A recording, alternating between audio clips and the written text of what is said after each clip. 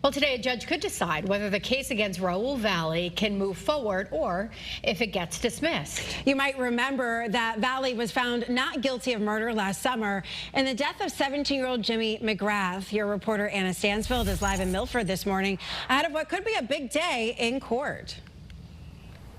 Hey guys, good morning. Today, both sides will lay out their arguments. The state wants to retry Valle on some of the lesser charges that a jury wasn't able to decide on last summer, but his attorney says this second trial would be unconstitutional.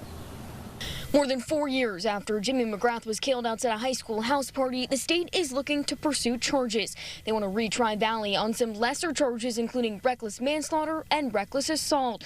Meanwhile, Valle's attorney thinks the case should be thrown out, claiming it's double jeopardy. He argues that the state wasn't able to prove that his client was not acting in self-defense and that retrying him is unconstitutional. And today we're also expecting the McGrath family to be inside the courthouse as both sides make their arguments to the judge before a final decision is made. I'm your reporter live in Milford, Anna Stansfield, Channel 3 Eyewitness News.